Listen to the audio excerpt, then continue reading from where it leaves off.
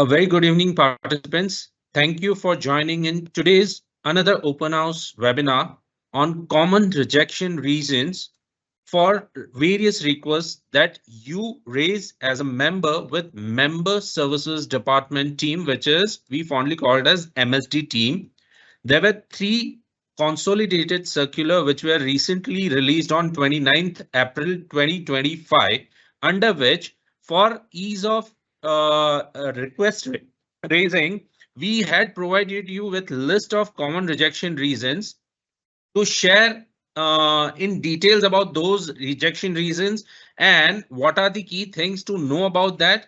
I have with me Mr. Bharat Gandhi from MSD team who will be taking us through this particular topics understanding today. So over to you, Bharat. Yeah, thank you, Jwalant.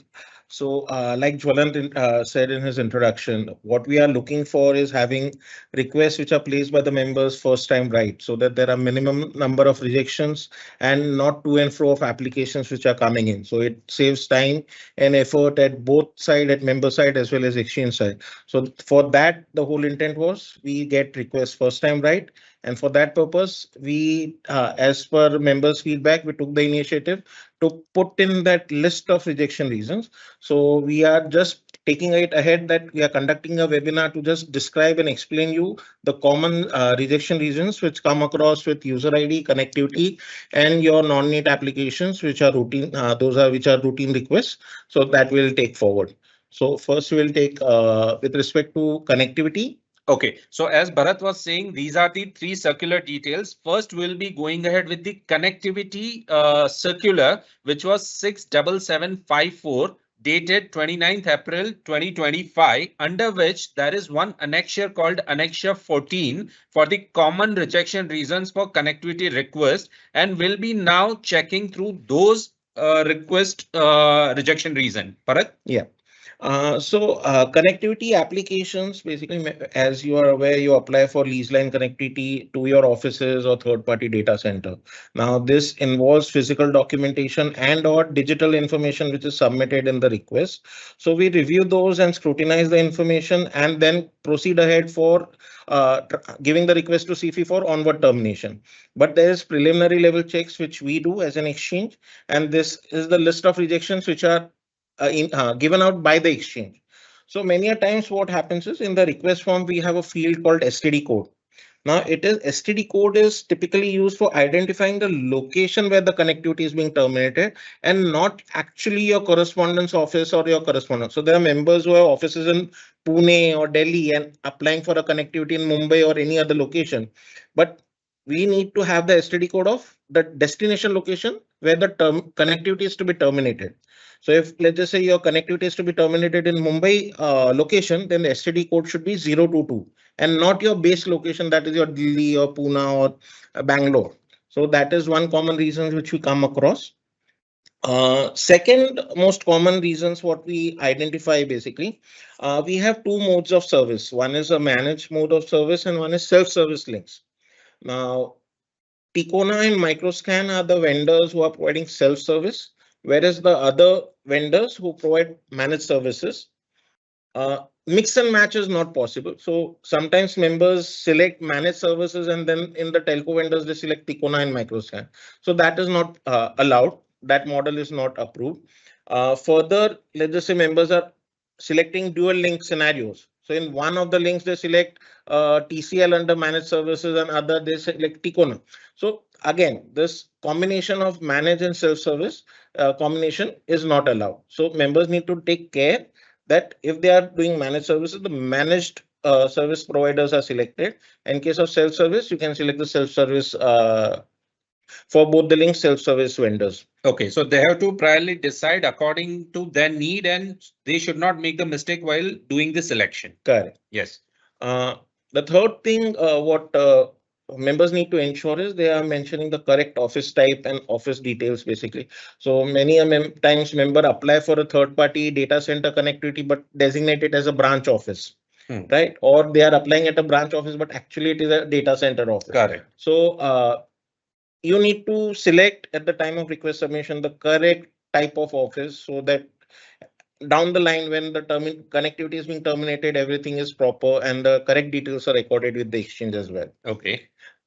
Similar thing for pin code. Many a times pin code does not match with the address details or the like for data center. If data center under NOC is there, the pin code in the data center address and the pin code in the request do not match. Okay. So due diligence is required on the member part that what documentation you're submitting and what information you're submitting in the digital form needs to correlate and match with each other. Okay. So that is one thing. So again, office type is what I discussed just a moment back. One thing is with respect to third-party data centers, members can take links at third-party data centers, but members are required to give or submit a one-time undertaking. So that's a legal undertaking. It needs to be submitted on the stamp paper to the exchange. It is a one-time undertaking, and that has to be submitted within T+5 days of request submission. If that is not submitted, leads to a rejection. Okay. The members then have to raise a fresh request. Okay, and these 5 days are trading days or calendar days? Calendar days. Calendar days. So that members you need to keep in mind that it is 5 calendar days within which you need to submit. Yes. So once you submit a request on it, if there is a query with respect to the undertaking or anything, you can definitely write to us on MSM or can share your scan copy for us to initially review on our MSM help desk. We will review and give you the feedback so that there is minimal rejection. But yes, you need to send out the physical documents to the exchange within T+5 days of your request submission on INET. And if they miss out this particular deadline, is the resubmission only the option or there is addition required? It is a resubmission. It is a resubmission. Okay. Okay. So this is one thing which needs to be taken care of. For undertaking, there's one more point which needs to be noted, which is a recent change. Stamp Act has changed recently. So the minimum stamp paper value has to be 1,000 rupees, which was earlier 600. Okay. So members who are applying for data center first time basically need to ensure that it is executed on 1,000 rupees stamp paper rather than a 600 rupees stamp paper. Okay. The changes happened recently. Okay. And is there any specific format which we have provided according to which they have to provide this undertaking? The undertaking text and clauses are there as a part of our consolidated circular. Its template is provided. The only thing is the value has changed. Okay. So a circular carries 600 rupees value, whereas there's a change. Understood. But that is an important thing to keep in mind, members, because in case you are referring circular later on also, you should keep in mind that the value has changed to 1,000 rupees now instead of 600, which is mentioned in the circular. The Stamp Act changes from time to time. So Perfect. we have to you have to abide by that. Yeah. Sure. One more thing with respect to scenario shifting, many a times member do tend to place a request where shifting the current address and proposed address is same. It happens by mistake, basically that leads to a rejection. So your members need to take care that the existing and proposed address need to be different. Having said this, please note if you're changing within the same building also, first floor to 10th floor or shop number 1 to shop number 10, that is a change. So you need to give us a shifting request. You cannot just reroute the connectivity without informing to the exchange and or CP. So you need to place a shifting request. But many times what happens is shop number 1 address this and destination is also the same. Okay. So you need to take care that your source and destination is different basically for us to process the request. Sure. One of the other things basically lease line shifting. So your existing lease lines when you're shifting, you need to note that the shifting request, the source from where it is being shifted and destination, it needs to be from the same city. Okay, you cannot shift a link of Mumbai, Pune to Mumbai. So because those are different telco circles. So for Mumbai, you need to apply for a new link. Pune link, you can, if not required, you can surrender. But shifting from one city to other city is not allowed. Correct. As because it is a different telco circle. Even if you give us, there would be a feasibility study, effort charges, and that's it will be one and the same thing probably. Yeah. And at the end, it would be rejected. So if you take care of this, that you're not giving a shifting request for different cities, it should help reduce your timelines for the request to get processed. Okay, hypothetically, I mean, it might not be happening, but somebody by mistake is making typo while selecting the destination city and the request is submitted. Any correction that can be possible? The thing is, it is a digitally signed and submitted form. Any correction means I am corrupting a data submission. So it has to be a fresh request. It has to be a fresh request, and it goes downstream to CFI and then in terms to telco vendor. So if all the records you cannot change. And Correct. it is a digitally signed record which cannot be tampered with. So definitely for member also, it is easier to make a fresh request and let this particular request gets rejected. Yes. Okay. So this is more of the broad reasons for rejections in terms of connectivity application, the lease line applications which are processed by the exchange. Mhm. So these are the things which member needs to take care of. Okay. Now, these were about the connectivity rejection reasons, right? Should we move to the second one, which was related to NNF requests, which are being placed by members? So the circular was 67753, under which annexure Z was the file where the common NNF rejection reasons were provided. So let's move towards those rejection reasons, which are given as annexure 9. Yeah, annexure Z. Oh, sorry, annexure Z. Annexure Z. Yes. Here is the annexure Z. So again, like connectivity, members do submit requests for your non-need, that is CTCL, IBT, SWT, DMA, algo trading, SOR, requests to the exchange, and we review all the documents which are submitted by the members for completion. I mean, if they are complete or not, and have to do the due diligence and then proceed ahead with registration. So there are multiple checkpoints which exchange does, and these has been provided as a common rejection reason that what mistakes are routinely found in the applications which are being processed. Okay. Now, one of the things is basically again common undertaking, similar to the connectivity application. The 600 rupees is mentioned; it has to be 1,000 rupees. That's because of the recent change. But many a times it is found documents are not notarized. Undertakings, all legal undertakings have to be notarized, right? Either the undertaking is signed only on the first page or the last page, not all the pages. Okay. It has not accompanied along with the board resolution. So Okay. because we need to validate who's, if somebody has executed an undertaking, we need to validate who's authorized to sign it. So there needs to be accompanied with a board resolution. And in case of partnership firm or partnership deed, that all who is authorized to sign those undertaking. So execution dates are not mentioned or specimen signatures are missing from the board resolution. That creates us a problem to validate that who has signed and who has the capacity to sign. Correct. So these are the things which needs to be taken care of. Common undertaking or any undertaking which is for that matter being submitted to the exchange, to any department. So correct. This actually is a common point across departments, not just related to NNF. Secondly, basically we get auditor reports and auditor certificates. Again, it has to be in the format which is prescribed by the exchange.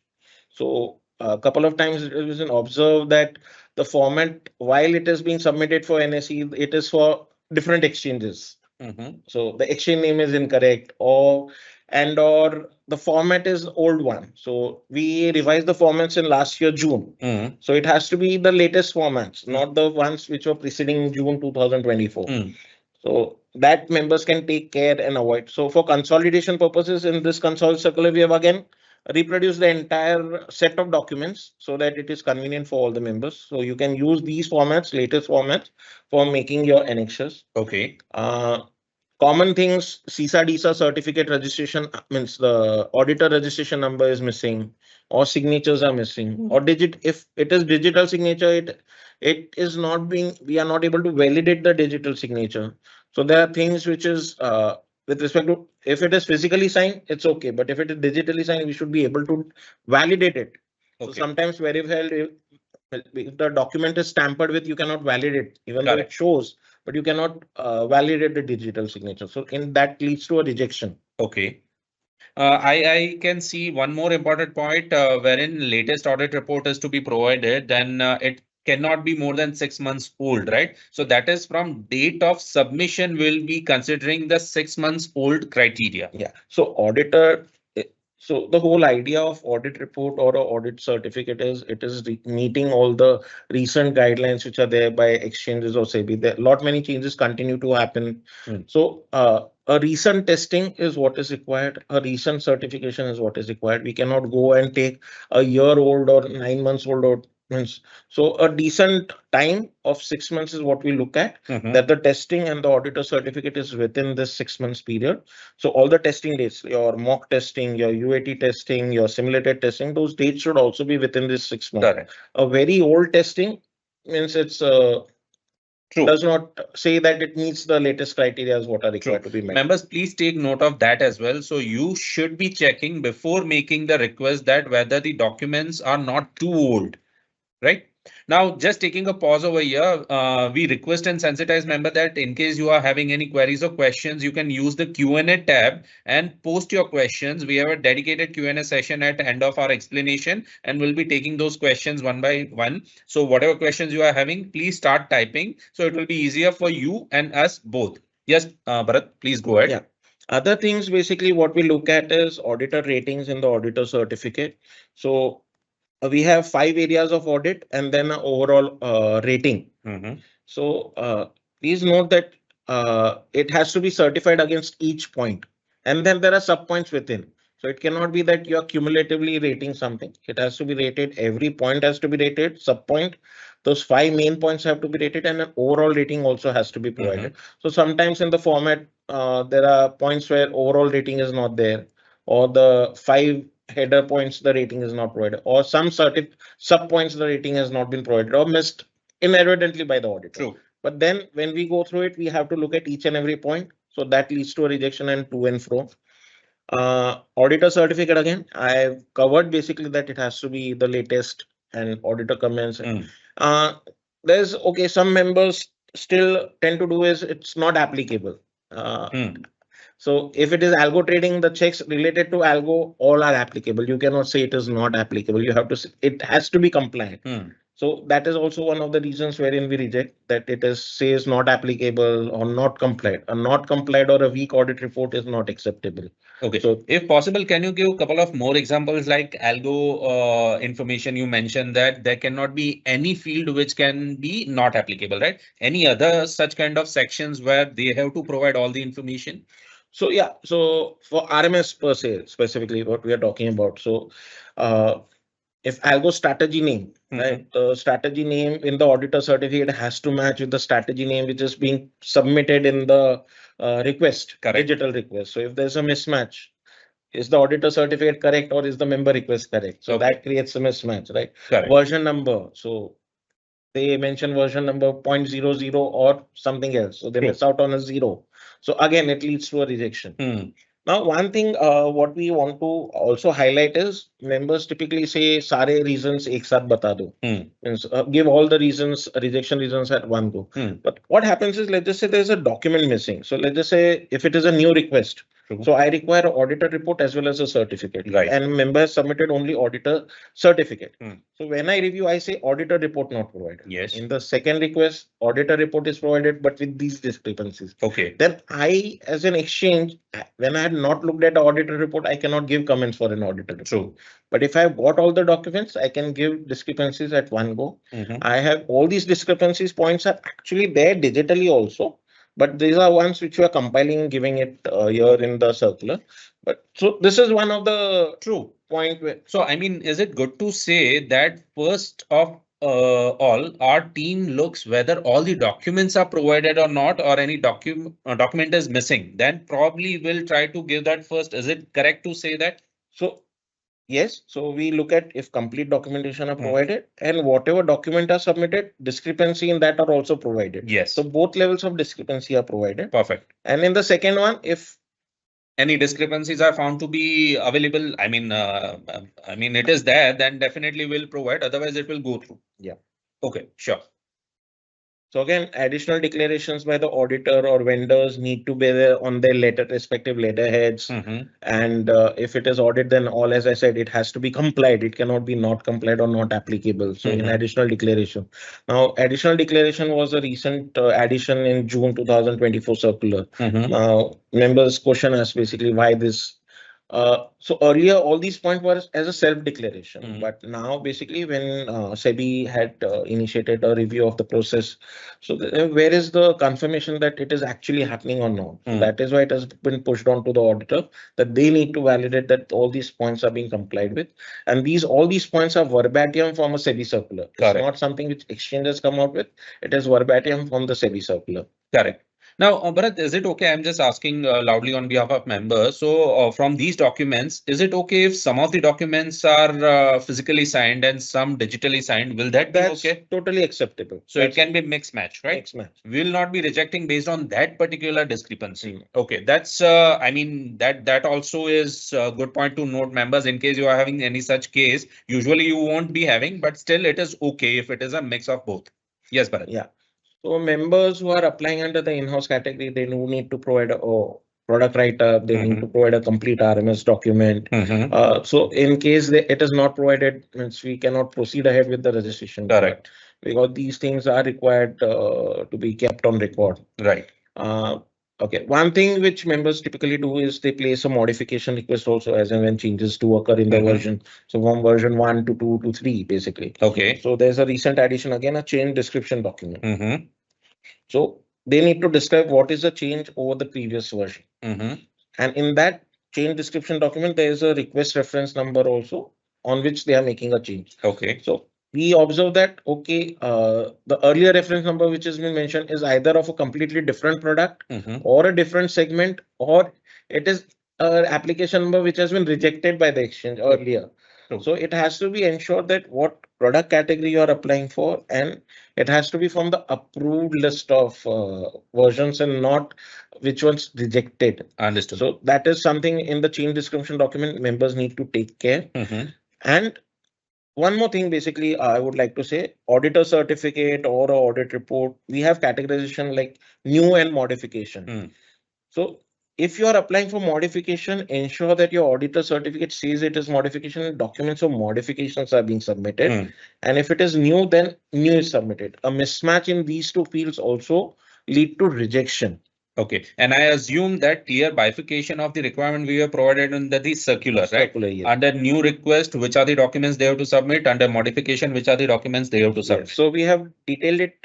It has been given as a tabular format within the circular itself. What needs to be submitted where? It is under section 2 of the circular. Means it's a very detailed circular. And when they are coming to member portal to submit the request, I assume there also it is very much evident which are the documents requirement, and that tab only will be appearing for the submission requirement, right? Okay, great. Please go ahead. Init application I covered, basically commodity members who apply for commodity, they need to ensure that polo flag is not ticked. Because if they are ticking polo flag, then it would get rejected. Okay. Commodity collocation is currently not allowed by the regulator. Correct. So this due diligence, if members take it up front, it would lead to lesser number of. While documentations are okay, the selection is incorrect. Okay, and then again they have to resubmit the request because of this particular smaller mistake. Yes. Okay. Again, with respect to IBT or STWT applications, basically you need to provide the correct IBT reference number while submitting STWT. So many a times we see surrendered or rejected application number has been mentioned in the STWT. Okay. STWT under SEBI regulations, a member who wants to apply for STWT needs to have an IBT registration. Okay. So that's mentioned in the SEBI circulars. So member cannot give standalone STWT. Okay, so it is a prerequisite. They have to get IBT submission done along with STWT. Yeah. So IBT once done, approved, then they can apply for STWT. They have to code the IBT reference number in the STWT. So basically it is a sequential nature, right? First IBT approval is to be sought. Then after making the reference number visible under the STWT application, they have to submit the request. Correct, okay. correct. So that member needs to take care. Many a times they put in junk values just because they're submitting. So that leads to rejection. Okay. If I may ask, out of these 9 headers that we have compiled and published, based on our team's experience, which are top 2 or 3 headers or documents where we find most of the mistakes, if you can just quote that. Most of the cases where we find discrepancies is the details which are there in the documents vis-a-vis compared to the digital information being submitted. So many a times we find mismatches in those. Okay. So that leads to rejection. So what you have physical document. So let's just say product write-up. The strategy name in the product write-up is different, and strategy name what's given in the auditor certificate and the digital request is different. That would lead to a rejection. Okay. So these are most common reasons out of this particular list. Yeah.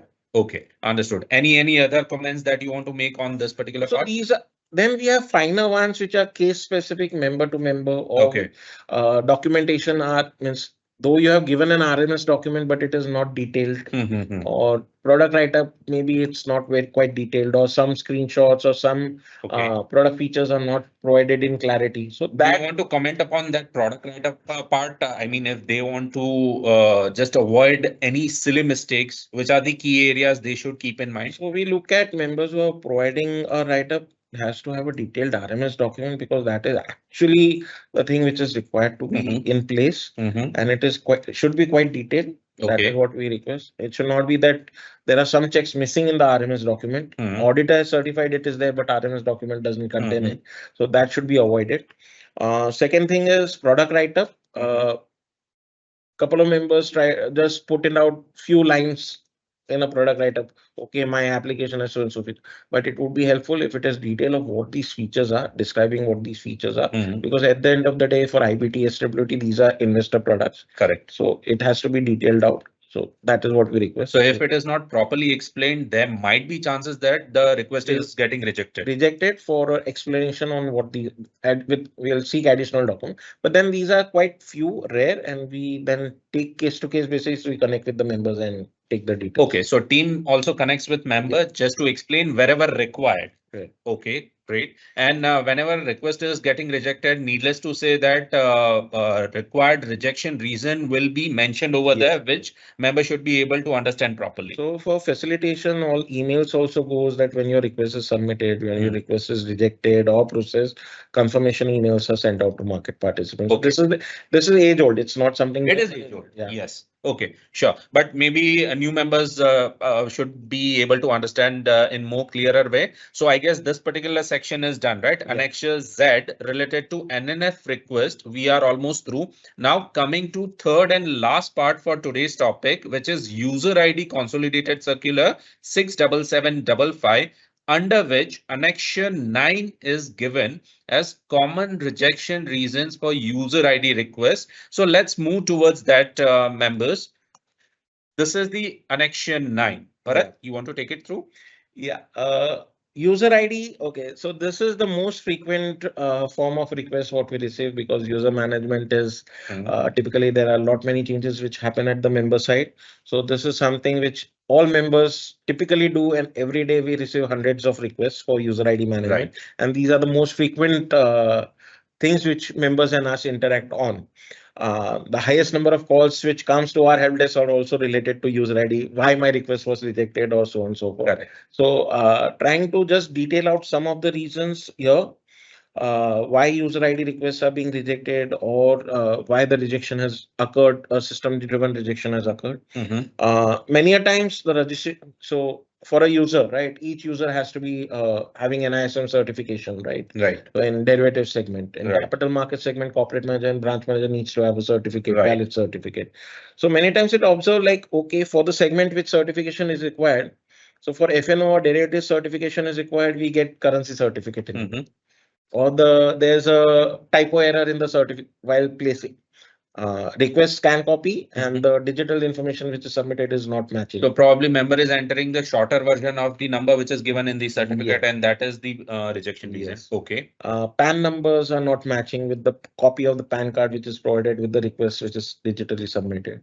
One of the reasons are also that there are typos in typing the name as well. So let's just say it's Bharat Gandhi, then it should be Bharat Gandhi, which is as per the certificate being put out in the digital request. So it's not Bharat Ji and. Understood. So prefix and suffixes also are to be taken care while they enter. It has to exactly match. Okay. And so certificate carries couple of such reference numbers. So do you want to comment upon, I mean, while entering the registration number, any additional thing they have to keep in mind? So see, NISM certification, if examination body is NISM, they issue a 12-digit certificate number. If it is a CPE, they have that very long string of numbers, right? String of alphabets like center and all. If it is a ECPE, then it's a shorter, smaller number. So when selecting and submitting, you need to select the appropriate category. If it is a physical CPE exam, then you will get the long string, and that is the string which you need to fill in. Okay. If it is an online NISM exam or an online ECPE exam, then you need to select NISM and put in the certificate number. Correct. So incorrect submission, because CP sometimes it happens that you just misunderstand and select the wrong one. wrong one. So that also leads to, we have covered that in the below great. section. Please go ahead. But so certificate number not being correct, that is one of the reasons. When you are applying for neat user ID, there is a declaration by the member and there is a declaration by the dealer. So dealer declaration is to be signed by the dealer and not the member. So many times we see that the dealer declaration is signed by the member, or the details specified there are of the member. Okay. And not of the dealer. So that should not happen. So that is also one of So again, just to clarify, hypothetically, if that dealer declaration is containing dealer signature, but additionally by mistake member put their signature also. So is it a rejection reason? Rejection. Okay. So that they cannot be member stamp or signature over there. It has to be a dealer signature at the correct place. Correct place. Okay. So it is not a member. Many times what happens, instead of name of the dealer for trading member, right, that's happening. Okay. So that should not happen. Other things is basically PAN card is not a self-attested. Usually all documents need to be self-attested, right? Okay. So that is there. And over there also member signature and stamp is a rejection, possible rejection reason that we give the leeway. Okay. So again, then declaration date should not be more than 6 months old. That is one. If you are applying for a user ID, the declaration should be a recent one. Correct. Validity date is not matching. That is again a point. So let's just say validity says it is eligible till July 26, but you are mentioning July 27. So typo errors. So there are typo errors which are happening. So that needs to be taken care by the members while submitting such digital request. Other things, since I already spoke about the certification and all. Okay, so members do place requests for name change also on init. So let's just say X to Y. Okay, so that is allowed, but sometimes members tend to give request for a non-neat ID to be converted to a Y dealer. So that non-neat ID can only be enabled or disabled. It can, like, no name change allowed on that. So while such requests will get rejected. Okay. Employment date is more than 1 year and certificate is not provided. That is again rejection reason. Okay. So for derivatives, as I said, every terminal needs to have a valid certification. Correct. So within and just for the new member, if you can just clarify on this 1 year leeway that has been given, if you want to just clarify on that. NIS notifications for NISN, basically we said for any new dealers, basically they can have certification within span of 1 year. So there is accordingly forms have been updated wherein member has to update the employment date and then it would not mandate a certificate. If you have a certificate, good, you submit it to the exchange. But if not, then employment date is mandatory. Okay. And you have to appropriately select that new employee certificate not available. Okay. So if that is to be, that has to match basically. And just in continuation with that, somebody has gotten that particular submission done where new employee is there and he is about to complete the 1 year. Then before that expiration, he has to submit the valid certificate. Otherwise, they'll have to get the ID issued in somebody else's name, which is having a valid certificate. Yes. Or there's a change by the regulatory team basically since last 1.5 years basically. If the valid certificate is not available, these IDs are disabled by the exchange. Okay. So members, again, just taking this opportunity because this point has come up, we send out notification 3 months in advance for IDs for which certificate are expiring. 3 months, 2 months, 1 month, 2 days before. On the day of disablement also, we are sending multiple notifications. It is the responsibility of the member to ensure valid certificates are available for the terminals and they are supposed to track it. Exchange is providing facilitation that we are giving out this information. The responsibility lies with the member. So many times what happens is member give out incorrect email IDs or incomplete email IDs are updated with. So I did not get emails. Why has it been disabled? So just again for betterment of members' understanding. So those emailers which are getting triggered, are those triggered on compliance officer email ID database? Yes. Okay. So members take note of that. Those upcoming expiration report are getting triggered on compliance officer email ID database. So in case any particular member is having incorrect email ID captured in database, they need to get it, corrected. Otherwise, there might be chances that the emails are not received at your end, but triggered from exchange's side. Yeah, but again, this is as a facilitation what we are doing. Exactly. Members are required to track. It is not that I have not received email, that is why I'm not. Correct. So, exchange cannot be bound by that. These are additional services and facilitation that exchange is doing for better tracking at your end. So you'll be having a ready report, as Bharat rightly mentioned, even 3 months in advance, the report will be there through which you can timely manner get the certificate validity reactivated, right? Yeah, so this goes as a letter on the extranet as well in the mem letter folder. Okay. So it's there in their FTP as well. Which particular folder, if you can just It's mem letters. Mem letters folder under which these reports are again there. So in case you are not receiving email through that particular folder, you can refer the 3 month, 2 month, 1 month is in that. Okay. And 1 day prior the mail and on the same day, that 2 days mail are It is over only email. Perfect. Please go ahead. Okay. So this something which members need to take care of. So why I'm talking about this is user ID validity application. Members do come at the last moment. Okay, I want to update. And but by the time you place a request, the ID is already got disabled. So again, that request will get rejected. Correct. Because your ID has already been disabled. True. So members need to take care of the same as well. So this is what I'm talking about. Documents again needs to be very clear. So it's blurry or we are not able to make out numbers or likewise, so then we'll reject it so that you can give us a proper scan document have to be there. Yeah. Okay. As I told about corporate manager and capital market and branch manager, certification is mandatory. Many times we get requests for updation without a certificate, name change without a certificate. That is not allowed basically. So you need to ensure that this is, if it is a corporate manager or a branch manager, you're giving us a certificate. So that members need to take care of. Branch shift again, there's a request on ENIT wherein you can give branch shift for user IDs. It's many times it happens, few times, not many times. It happens that members selected branch 1 to branch 1 only. It's the same branch. Correct. So there's actually no change, then it will get rejected. Okay.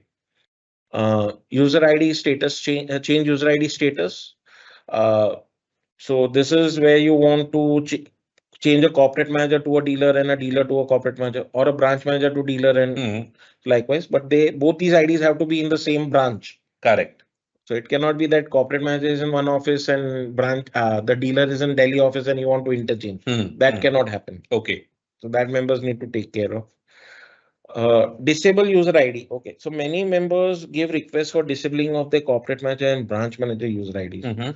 So members need to ensure that there are NNF user IDs or other dealer IDs under them, which cannot become corporate managers directly. Or branch. So members need to ensure that there are no dealers mapped under these IDs before they are disabling the corporate manager. Okay.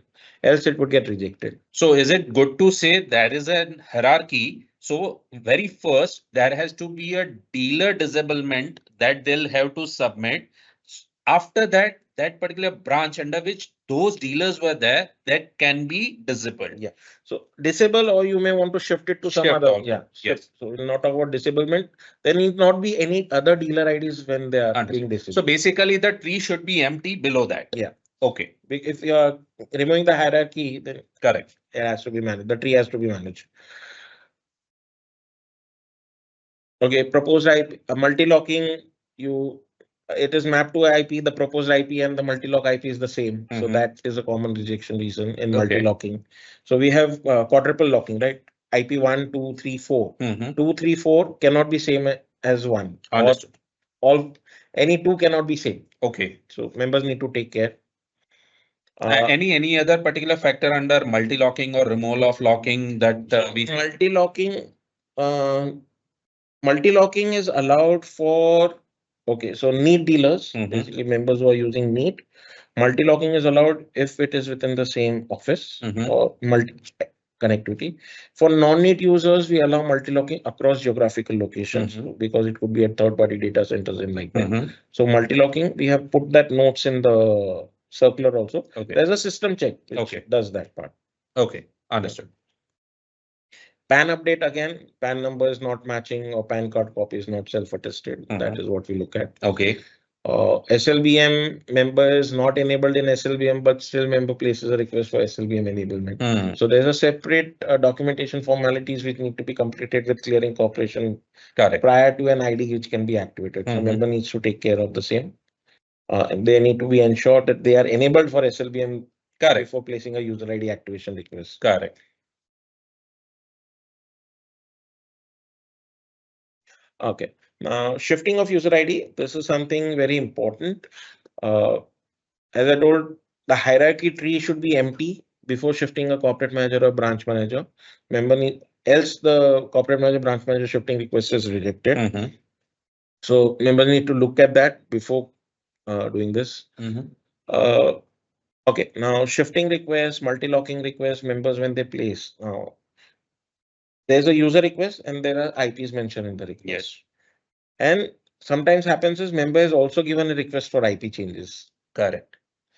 Member need to ensure that both these requests are not placed simultaneously for processing, because either connectivity request will get rejected or the user request will get rejected. So either one request has to be processed and then second one comes into picture, or the first one has to be, cancelled by them so that second request can be placed and processed. Is it correct understanding? Both requests coming in, then it is like, which do we process? Okay. This or this?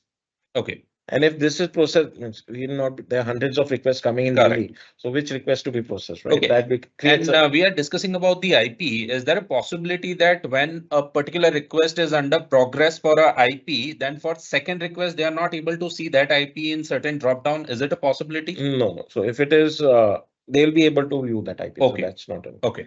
Please go ahead. Okay.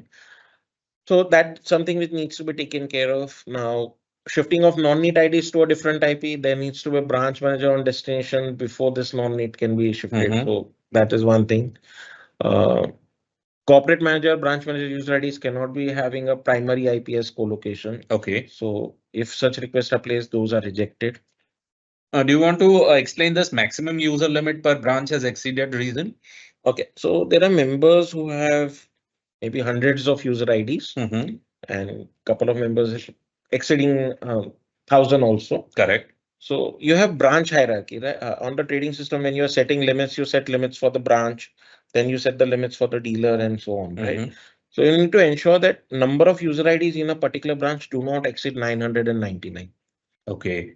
So in a branch maximum, I'm not talking about an IP, I'm talking about a branch ID in the hierarchy of trading system where you have corporate manager, branch manager managing multiple dealers. There should not be more than 999 users in a particular branch. Okay. And I'm assuming when through this particular reason any request is getting rejected, we'll be providing the remarks accordingly. So they'll be understanding that there has been exceed of the user limit. Okay. Members themselves can check this actually. Your Action on a daily basis downloads a user limit file on the extranet. So in that user ID is also mentioned, the branch ID is also mentioned, and all this. So members themselves can check means how many user IDs are there on a particular branch. So that is helpful to them. Correct. I believe you have covered this, right? Corporate branch manager ID cannot be shifted to colocation IP, which is again important one for colo members. So, okay. So non-neat user ID, placing non-neat user ID requests, you have given an ID which is not a branch manager or corporate manager. It has to be mapped. Non-neat ID, when it is created, it has to be mapped under a corporate manager, branch manager. So IDs are given incorrect. Or again, as I said, there are already maximum permissible, which I covered up basically. Corporate manager, branch manager IDs cannot be converted to non-neat. So that is rejection. Okay. Need to CTCL conversion request. You are selecting the vendor details and the product and the vendor. If that is incorrect, basically the request is rejected. Okay. Almost similar thing for deactivation. Deactivation also. So members tend to place a deactivation for a colo user ID which is on a colo IP. Need to CTCL deactivation. If they want to deactivate, then it is advisable to place a user ID disablement request and then do that. Okay. Because colo is for NNF trading, right? So yes.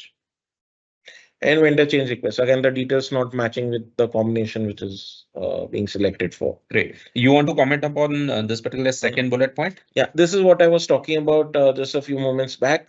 Message rate change or category change request being submitted and user ID request being submitted simultaneously. It would lead to rejection of either request. Understood. Understood. And again, just like the question I asked a while ago, in these particular headers, any specific section that you see most rejections coming from? I mean, there are 13 list of headers we have identified over here. The highest number is if you talk about new user ID or validity change or PAN update, wherein details are not matching with the copies which are submitted. Okay. So that is again, so scan copy with the digital information that has to match with the current details. So that is like it's a theme across applications. Understood. Understood. So members, I guess all three circulars and all three list of rejection reasons we have covered. Now we will be open for questions, and you can keep posting your questions that we can definitely cover upon. Just give us a moment. We'll just go through the questions list and accordingly we'll start addressing them one by one. So the very first question is from Mr. Tushar. I want to apply a line for data center. How to write address? I have to write address with rack details or write only address with data center company name. So rack details are definitely important of which rack place the link is going to be terminated at. So that is it. That is what is required. Okay. We hope, Mr. Tushar, you got the answer. There is an anonymous question. I guess that is the same question. Next question is what to do in case if the vendor is listed with NSE and broker needs to opt for IBT and STWT both. Which approval need to be taken first, IBT or STWT, which we have already answered. IBT has to be taken first and then subsequently STWT. And just to mention again, STWT submission will require the reference number of the IBT approval as well. Yes. Okay, great. Moving ahead, in case of empanelment vendor, is it necessary to give vendor confirmation letter on letterhead? And on whose letterhead, brokers or vendors? So vendor confirmation letter is given by the vendor on their letterhead in favor of the member and to the exchange basically. So there's a standard template which vendor has been provided and they in turn have to submit through you to the exchange. Okay. Okay. And basically in case any gap in understanding is there, definitely member can connect with the vendors and they should be able to provide the clarity to them. Okay. Another question is again anonymous. I have a question regarding SEBI circular on measures for enhancing. I guess, sir, this is not pertaining to today's topic. This pertains to surveillance, for which we recently had open house a few days back for position limits. So I guess you should write to the concerned team. Today, we shall not be able to address this particular thing. Moving to the next one. Question is related to change description document, which is SOR certification is offline and not an init. What previous registered reference number members need to mention in the document? So you can mention the NSE letter reference or you can mention the previous version details and date of registration, basically letter date basically. Okay, so previous registered reference number also they need to mention, right? So letter reference or means the date basically with version details. Okay, got it. What if broker has taken approval as in-house for CTCL, IBT or STWT and later on the vendor was approved by respective exchange? In such cases, what communication or intimation broker needs to give to the exchange? So broker at the time in such cases would have taken the registration under in-house. Okay. So that continues to be under in-house. There's nothing which needs to be done with the exchange. So if you want to transfer over the process that it is with the vendor, then you need to register an undertaking with the vendor, with the exchange, then take a product approval cycle that will go on. But that will come under the empanel category. The earlier approval stands as is under in-house. So if they want to surrender that, then that's a subsequent process because at the time they had taken it under in-house. Subsequently, vendor got empaneled. So under vendor empanel category, the other products which are there or existing software would be there, but they would be under empanel category. Correct. So they would need to reapply if they want to do it. Okay. And on behalf of member, if I may ask Bharat, so that initiation has to be taken by member only. Member. There won't be any kind of intimation from exchanges side, right? Yeah, correct. Okay. Again, the same person in continuation has asked for this question only, what documents are needed to be furnished, whether and whether this is mandatory or not. So it would be like a new registration because it is going to be a new setup under the vendor category. So it would be a fresh application, a new setup. Okay. Again, Mr. Tushar is asking, when we applied an algo approval, then what should be mentioned? I guess this again he has elaborated more as an address. Our server located in NSE Colo, or where we are using the algo approval like branch or registered office. What address should be server mentioned? location? Okay. For algo approval, it has to be a server location, right? Okay, Mr. Tushar, we believe you got the clarity. Then Mr. Sadanand Mishra is asking, half yearly net worth is applicable. I guess this is again pertaining to regulatory, right, Bharat? This is not regulatory. Okay, so please, Mr. Sadanand, we would request you to write to regulatory team. Today, we shall not be able to address this particular query. We again, I guess second one also is from him only, which is regulatory question. Third one also. Stamp paper. Yeah, if there's a 100 rupee denomination available, as I told, 600 is no longer applicable. It is 1000 rupees stamp paper. And if it is broken into denominations of 100, 50, any or 500, combination of denomination. So just for other participants, the question from Mr. Sadanand was, if stamp paper is taken, is there any particular denomination multiple which is required, or 100 into multiple is okay? So yes, answer is okay. Any combination of denomination will be okay, provided as per the new required regulation, 1000 rupees stamp paper value is provided. Right, Bharat? Correct. Okay. Moving ahead, we are frequently receiving mail. Okay, again, it is from inspection. We request members to just put in their questions related to particular topic of the open house for that particular day, so that even it will be easier for you to get the queries addressed.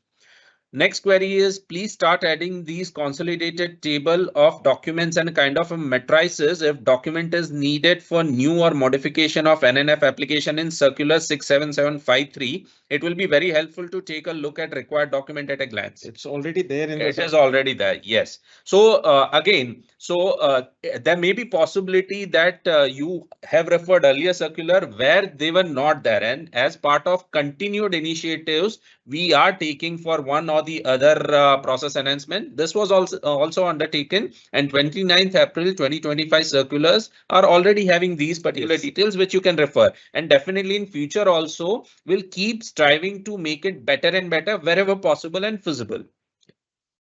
Okay, next is user ID name as per PAN card or NISM certificate. So it should be as per NISM certificate. Okay, so there may be possibility, Bharat, that the PAN card is having a different name. Should it create any issue? So that we will have to look at it holistically of what that difference is there. So that becomes subjective. Okay. So is it a minor change, major change, or it's a premarital name, postmarital? Then we'll have to look at how to go about it. But if there are any cases, you can highlight to us. Okay. So just to mention, in case they want to highlight such kind of cases, what is the email ID or coordinates they can write? They can write to msm@nsc.co.in. So see, it is Bharat M. Gandhi, Bharat Mahavir Gandhi, Bharat Gandhi. These combinations are okay. Okay. But it is very much different. Then we need to have a look at it. And any indication you can give for prefixes or suffixes, because in certain parts of country there are prefixes or suffixes used. That's fine. That's not a okay. That should be okay, provided there is no major changes. That is what you are saying. Again, it is case to case basis. Okay. Next is okay. Again, Mr. Sadanand is writing related to regulatory matters, so we'll have to skip it. Within how much period of time broker needs to seek permission or approval for IBT and STWT once testing is finished in mock or simulation or UAT environment? He is asking this for CTCL also. So this is basically, as I spoke about, auditor certificate or auditor report participation, everything needs to be within 6 months. So it should not be that you are applying on the last day of 6 month expiry. So that becomes difficult for us to accommodate. But yeah, that is the guideline. All participation dates and certification should be recent. Okay. And in case hypothetically you mentioned this extreme scenario, in case it happens, then only option would be the resubmission from members. Fresh documentation. Everything has to be fresh certificates. So I mean, members, we urge you to have sufficient time before the submitting also, so that that we also get some time to process within due timeline. And when you are having all the documents, why to make it late? I mean, it is better for you to submit as early as Doesn't possible. happen that frequently, but yes, we had one case wherein, okay, document was submitted, date of submission of document, the document was valid, but when we are processing, we take some time SLAs, right? When Correct. we are processing, it's all stale. Correct. So it just crossed that benchmark. Correct. Quickly moving on, as we are already having a few more questions also. So while submitting the auditor's report and auditor's certificate, is there a requirement to also include the digital signature of the member, considering that the auditor's digital signature has already been placed? No, so member digital signature is not required. It is auditor's signature or auditor's digital signature. Okay, so not required, and in case they still try to accommodate that, will it get rejected? Dual digital signature Is not possible. No. Yes. Okay. Okay. Great. Okay. Format of net worth, again, regulatory related question. Can you tell me there is any difference in non-neat user ID and NNF user ID? Okay, so this is deviating from the topic, but if time permits. Please, please. Yeah. So in the user ID circular, we have given you out a grid, which is a neat user ID, what all rights and roles and facilities are available. We have need to CTCL converted user ID, what are the facilities which are available, certification requirement, and for non-neat, what is there? So typically neat to CTCL converted user ID and non-neat. In non-neat, you do not have the provision to log in on the neat application of the issue. Okay. So that is why the name itself is non-neat. It can only be logged in on your server. Okay. To connect to the exchange, NNF server. You cannot log in the neat application of the exchange. Okay. So that is one major difference. Understood. But the grid is there in the user ID circular.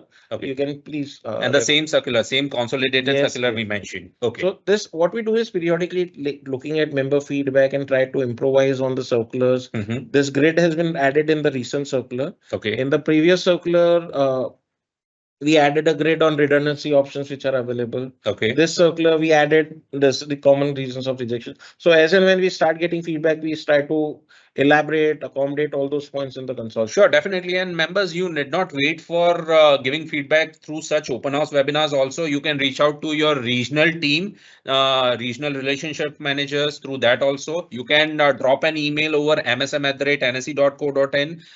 Many of the members must be knowing that we keep on doing periodic regional member conclaves also. There also, you can just raise your feedback. We'll be happy to accommodate wherever possible. Next question is, can we do multiple algo approval run in single user ID? Yeah, I mean, there's no restriction in using one algo or 10 algos. Okay. So the thing is, all algos whatever you're using, appropriate algo ID needs to be tagged. It is not related to the topic in discussion, but just. Okay. Then next is, can we put some certificate of 2 algo tagged NNF neat user ID? Need clarity, the context. So it is from Mr. Tushar. We request you to just elaborate more and write over msm@nsc.co.in, and our concerned team will definitely understand the matter and write back to you with the clarity that you seek. Next is, okay. Next is, kindly give brief idea about the process of branch shift in non-neat user ID.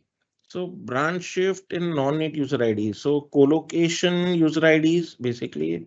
Okay, so you have a corporate manager, which is branch ID 1, for example, and you have a branch manager, which is branch ID 2. All the user IDs are currently mapped under the corporate manager. So without changing the IP, you want the branch manager to take care of them. Okay. Under branch 2. So this is the branch shift. You tell us that, okay, without changing in the IP, you change our manager from corporate manager to branch manager, or vice versa, or branch manager 1 to branch manager 2. So okay. That's the whole idea. Perfect. Next participant is asking in which email ID you email for intimation of expiry of NSM user ID. We already mentioned, sir, that it is the compliance officer's email ID database over which it is getting triggered.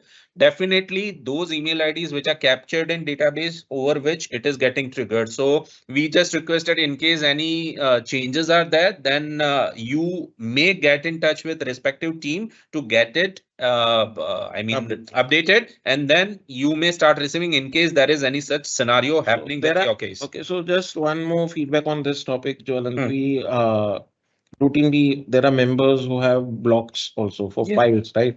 Firewalls wherein the attachments get blocked. Right. So member, we would have sent it, but members organization policy does not allow the PDFs to come on email or likewise. So members need to check Fair it. point. That point also you need to check. It might be getting blocked and due to which they are not receiving it. So while our logs show that it has been sent, they would say it is not received. Correct. Next is from Bansi Taurus. Why can't we combine segments in neat and CTCL request? It's tedious to apply individually for segment. So by regulation, each segment is different, certification requirement is different. So hence it is separately. Perfect. So it is due to regulatory requirement, we have to keep it that way. Yeah. Okay. Will exchange issue circular for how to apply algo approval for client? Again, this is probably not pertaining The to retail client algo circular, which has been come out in February, that work is going on with all exchanges. So Yes. that's So just check the updates whenever we are issuing that. Yeah. You should be able to see that in coming time. Could we apply corporate ID on compliance manager name? So I am not the right person to talk Correct. on this, but as I understand, there is a circular by our regulatory team where it says that compliance officers cannot be dealers. Correct, correct. So Mr. Ankit, what Bharat is saying is almost true, but still for correct confirmation, you need to get in touch with our regulatory team. They'll be giving you the correct answer along with the reference if you required. So please write to them.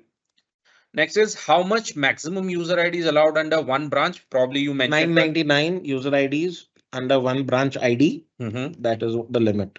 Okay. Kindly give brief idea about process of this already we covered.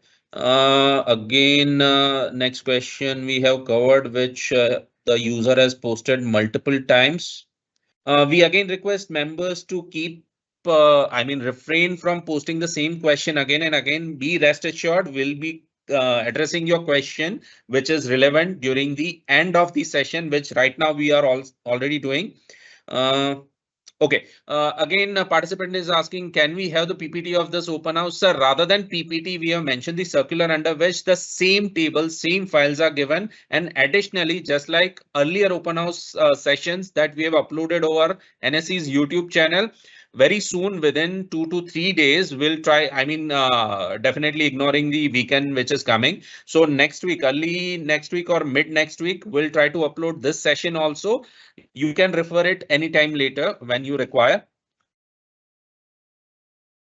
Okay. So next question is, what should we do? No, he's referring to please confirm any certificate. Question. Okay. The question is, what should we do when we shift all ID from one link to another, and the shifted certified ID would be the dealer, right? And the non-certified persons would be branch manager, and exchange mailed us to disable the ID as these are without certificate. He's mentioning that he was not given a time, etc. So he wants guidance. Bharat, if you want to comment upon. Okay, so this, as I was talking about shifting, that branch manager needs to be there. So member. Okay, and sorry, interjecting. If you can just explain the matter he is asking, probably because the question was not particularly clear. So it is, the question is specifically you have branch manager and dealer user IDs on. This is specifically for capital market segment rather. So you have branch manager and dealer user IDs. Branch manager needs to have a certificate. They are there on one IP. And member wants to shift all the user IDs from one IP to another IP. Okay. And when he shifts the branch manager or the dealer to another IP, if there are no destination branch manager, the first ID becomes the branch manager. Correct. Which is automatic. Automatic. Okay. So that's system driven. Okay. So in that case, it is advisable you have one user ID which becomes the first branch manager there, has the relevant certification, and subsequently you move all the user IDs there to avoid any disablement or such kind of scenario. Okay. So, members, you need to take due care when you are having any shifting or any such execution that you are doing, because otherwise it is system driven. And as Bharat rightly said, automatically that particular ID will become the branch manager, due to which you may land into such minor hiccups, due to which you may feel that you were not given the time. But definitely it is a system and process which is well established, due to which this is happening. So you have to take care that you already have a branch manager in the destination IP before you are shifting, so that none of the dealer becomes a branch manager. Okay. Next question is whether SORM certificate is required in only branch manager IDs or any terminals. So this is capital market segment. It is corporate manager and branch manager can have NCFM dealers module or SORM module. So corporate manager as well as the branch manager for capital market segment needs to have valid certification. This is mentioned in the user ID circular, and we also have a list of acceptable certificates provided as an annexure to the consolidated circular. So you have to refer to that, which NISM module or certifications are applicable for which segment while submitting it. So this is also available in the part of the consolidated circular. This is again incorporated last year. It was not there. It was bits and pieces of various circulars issued by regulatory team. So we compiled it and put it out in the user ID circular. Great. Next, Mr. Naveen is asking if I shift my user ID of same location from one IP to another IP, will that user ID be auto shifted to other branch, that to other city branch?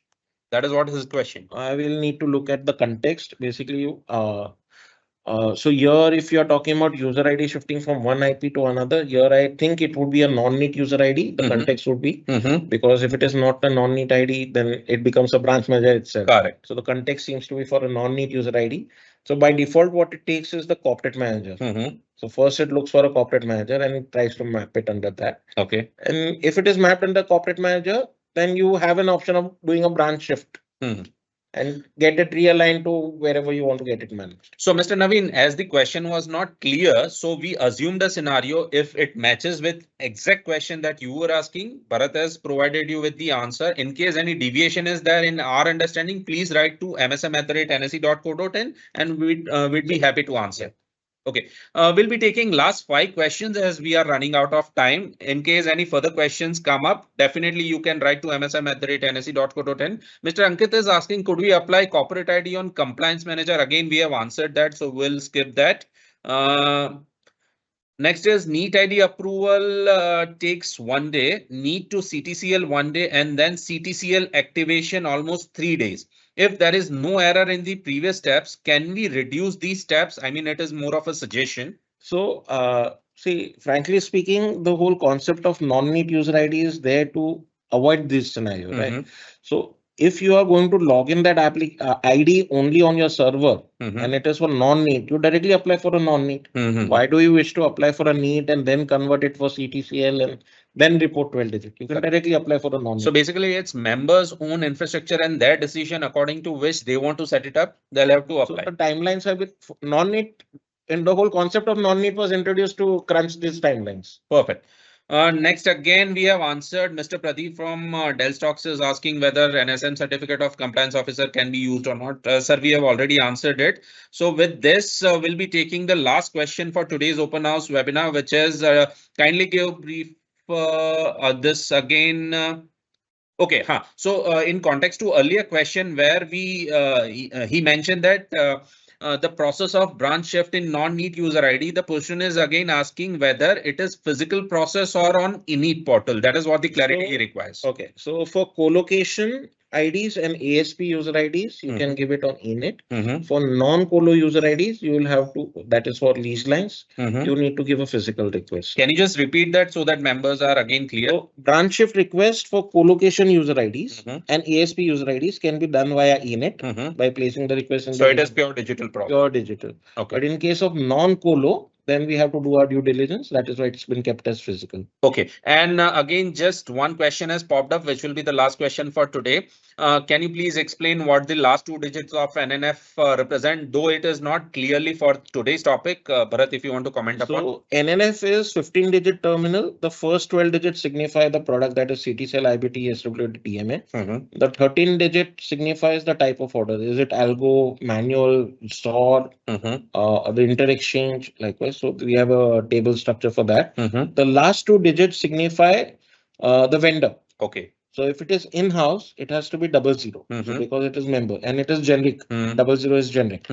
If it is a vendor product, so TCS has been allotted a vendor code, Omninest has been allocated. So all vendors have their own allocated vendor code. So while these vendor codes have been published to the respective vendor, so they will, when they configuring, they will ensure that the appropriate vendor code is being sent to the exchange. So basically the question's answer is it is vendor code. He was asking about the last 2 digits. I mean, many of the people were asking, Bharat, if you can just quickly comment upon that, whether capital market terminal requires the certification or not. So again, reiterating, capital market segment, corporate manager and branch manager definitely need to have a certificate. It is mandatory, and they need to have a capital market dealers module certificate through NCFM or NISM SORM certificate. Okay. So that's mentioned in our circular. The entire grid has been mentioned, and the certificate requirement is a separate annexure.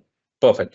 So members, with this, we have covered all the questions which popped up today for today's topic. We were happy to come up with this open house webinar today, because though circulars were issued on 29th of April, we were time and again receiving some of the other questions from members, and our teams were also experiencing similar kind of rejection reasons happening even after issuing the circulars grid. So we thought, why not to come up and issue this particular webinar, which will be there over our YouTube channel.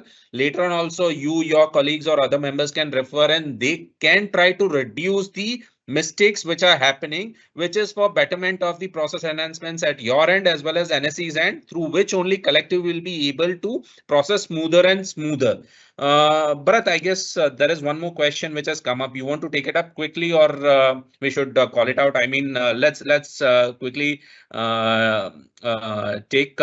So it is the same participant who has asked about the physical process you mentioned. So for ASP, you mentioned that it will be over init portal, and another one over physical process. So if you can guide briefly about that physical process. So physical process, basically we have provided the copy of the format basically as part of the circulars, consolidated circular under the annexures tab. So you just need to fill out the details and send us a scan copy. We'll do the processing. Physical process physical documentation can follow on for audit purposes. Sure. So members, again, with this, we'd like to call it an end for today's open house webinar. Definitely, it was very, we were happy to connect with you. And again, on behalf of everybody, I thank Bharat for coming out and explain all these factors and rejection reasons particularly. So thank you, Bharat. And we'd be happy to keep coming with more such open house webinars. Keep throwing suggestions on topics that you require us to explain more. We'll be happy to do that. Any concluding remarks, Bharat, you want to make?